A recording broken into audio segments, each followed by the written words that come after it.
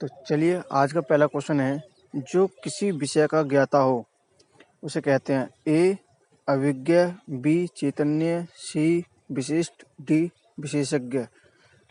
तो जो किसी विषय का ज्ञाता हो उसे कहा जाता है विशेषज्ञ, डी करेक्ट आंसर। बढ़ते हैं अगली क्वेश्चन की ओर। आपका अगला क्वेश्चन है, जो कठिनाई से मिलता है एक शब्द होगा। तो एक जो वाक्यांश है जो कठिनाई से मिलता है उसका सही आंसर क्या होगा? ए दुर्लभ, बी अवैल्य, सी अप्रिय, डी अनुपलब्ध। तो इसका करेक्ट आंसर हो जाएगा ए दुर्लभ। बढ़ते हैं अगली क्वेश्चन की ओर। आपका अगला क्वेश्चन है, स्ववेद से उत्पन्न होने वाला एक शब्द होगा।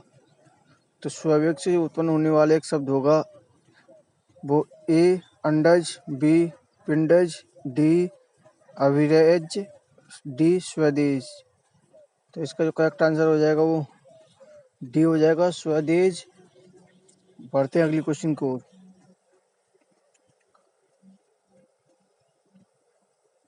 आपका अगला क्वेश्चन है,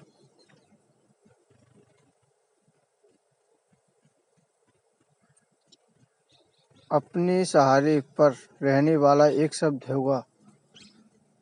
तो अपने सहारे पर रहने वाला एक शब्द है तो आत्मनिर्भरी, आत्मविश्वासी, सी बलिष्ठ, डी स्वावलंबी। तो जो आपका करेक्ट आंसर हो जाएगा वो हो जाएगा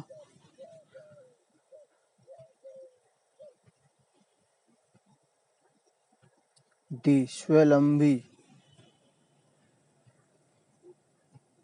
बढ़ते हैं अगली क्वेश्चन की ओर।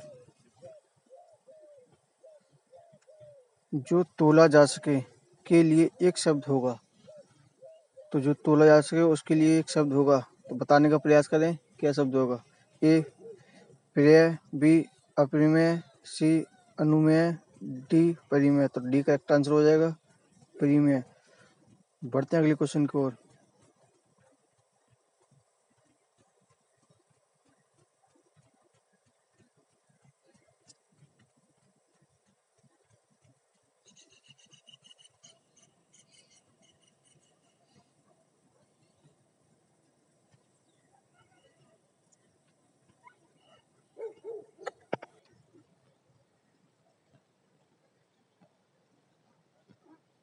आपका अगला क्वेश्चन है, सब कुछ जानने वाला के लिए एक शब्द है। तो जो सब कुछ जानता है उसके लिए क्या शब्द हो सकता है? ए ज्ञानी, बी जानकार, सी महाज्ञानी, डी सर्वज्ञ। तो इसका राइट आंसर हो जाएगा डी सर्वज्ञ। बढ़ते हैं अगले क्वेश्चन की ओर। आपका अगला क्वेश्चन है, जिसके पास कुछ ना हो एक शब्द होगा। तो ए अक्षम, बी अनिकेत, सी असमर्थ, डी अंकिचन। तो बताने का प्रयास करिएगा।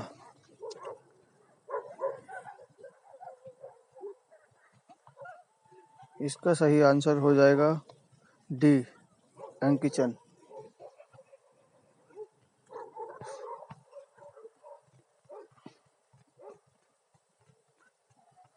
बढ़ते हैं अगले क्वेश्चन की ओर। आपका अगला क्वेश्चन है, बहुत सी भाषाओं को जानने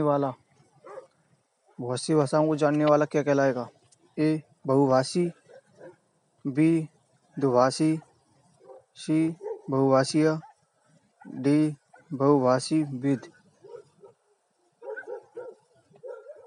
तो आपका जो राइट आंसर हो जाएगा डी हो जाएगा, बहुभाषीय विद।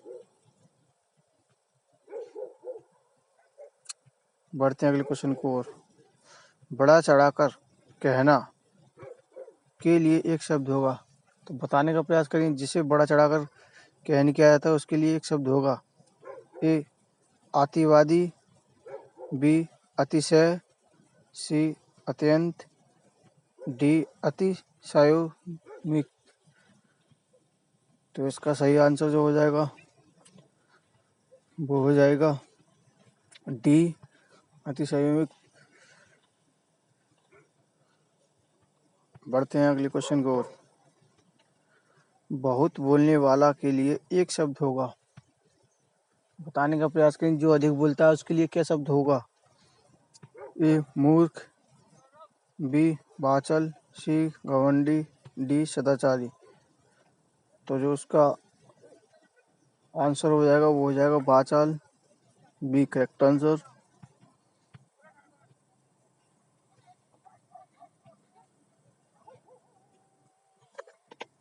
बढ़ते हैं अगले क्वेश्चन की ओर।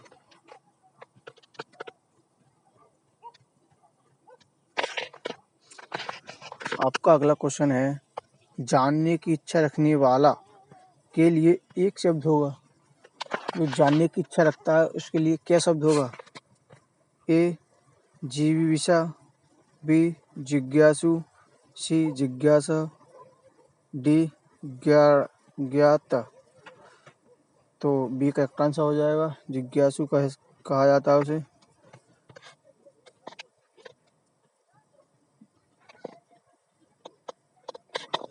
बढ़ते हैं अगले क्वेश्चन की ओर।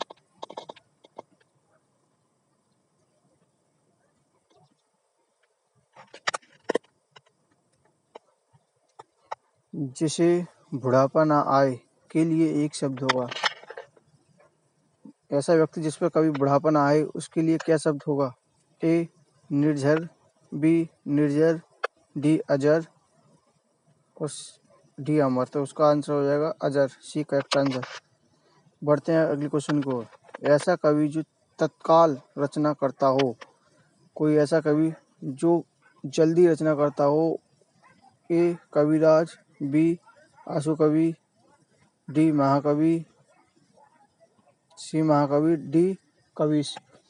तो बताने का प्रयास करिएगा उसका करेक्ट आंसर क्या हो जाएगा। वेरी इंपॉर्टेंट क्वेश्चन है भैया। बी आशु कवि।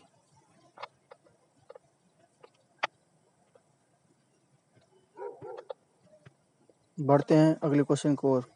आपका अगला क्वेश्चन है गंगा का उद्गम स्थल के लिए एक शब्द है। तो गंगा का जो उद्गम स्थल वो स्थान होता है उसके लिए क्या शब्द होगा। Ganganagar, B Gangalaya, C Gangadham, D Gangotri. D Gangotri correct answer. बढ़ते हैं अगले क्वेश्चन की ओर।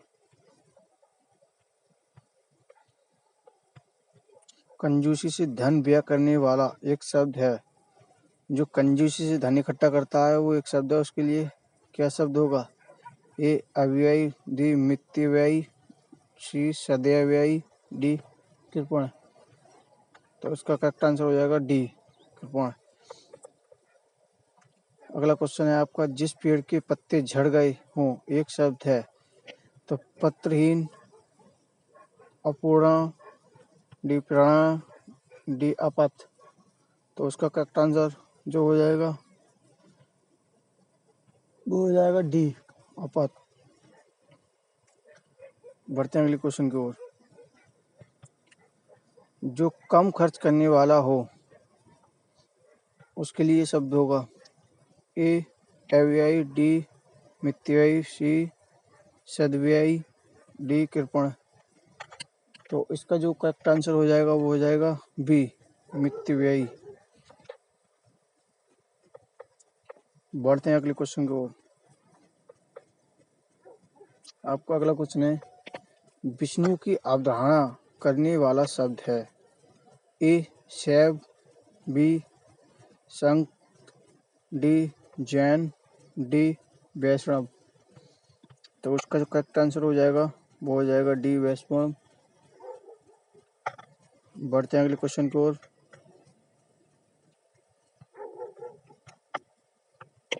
जिस पर हमला न किया गया हो। ए आक्रांता, बी आक्रामक, डी अयोध्या, डी अनाक्रांत। बताने का प्रयास करें इसका करेक्ट आंसर क्या हो जाएगा।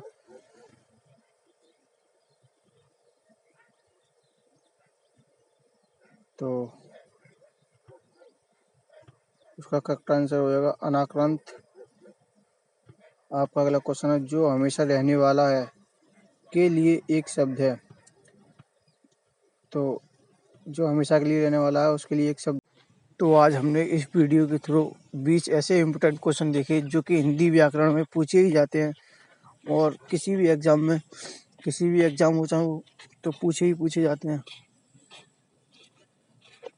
और ऐसी इंटरेस्टिंग वीडियो देखने के लिए हमारे चैनल को सब्सक्राइब, लाइक, शेयर, कमेंट अवश्य करें। जो आप बताने का प्रयास करेंगे 20 में से आपने कितनी सही किए।